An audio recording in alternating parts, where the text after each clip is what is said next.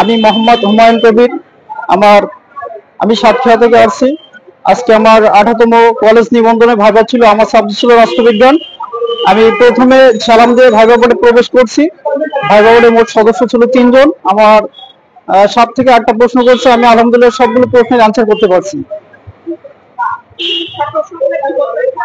প্রথম প্রশ্ন ছিল আমলা কারা, তারপর হচ্ছে আমলাতন্ত্রের জনক, তারপর হচ্ছে বিশ্বায়ন কি, তারপর হচ্ছে প্লেটোর ন্যায় ধর্ম কি, প্লেটো কেন হচ্ছে গণতন্ত্রকে মূর্খের শাসন বলেছেন, এর কারণটা কি।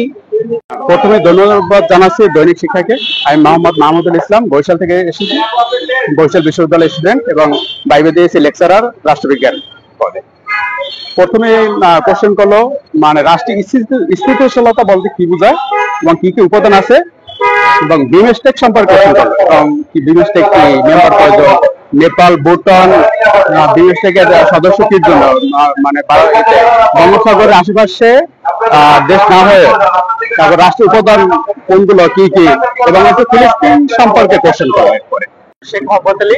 আমি আসছি খুলনা জেলা থেকে এবং আমার পড়ালেখা আছে বরিশাল বিশ্ববিদ্যালয় পলিটিক্যাল সায়েন্সে।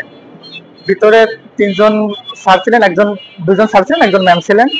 তো আমাকে জিজ্ঞেস করা হয়েছিল যে আপনার অনার্সে কোন কোন কোর্স ছিল। তো আমি বলেছি। এরপর আমাকে জিজ্ঞেস করা হয়েছে সংশোধনী থেকে যে পর্যন্ত কতবার সংবিধান সংশোধন হয়েছে, এরপর সর্বশেষ সংশোধনীটা কি ছিল, উত্তর করেছি। এবং এরপরে জিজ্ঞেস করা হয়েছে আপনার কাছে কি মনে হয় কোন সংশোধনীটা সবচেয়ে বেশি কার্যকর ছিল বাংলাদেশের জন্য।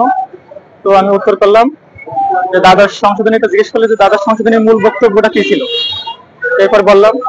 এরপর জিজ্ঞেস করলো ভূ রাজনীতি নিয়ে, জিজ্ঞেস করলো যে বাংলাদেশ যেহেতু আগে ভারত নির্ভর ছিল এবং একটা প্রেক্ষাপট পরিবর্তনের পরে এখন চীনপন্থী হয়েছে, তো যে নতুন চ্যালেঞ্জ এবং সম্ভাবনা তৈরি হয়েছে সেগুলো সম্পর্কে বলেন।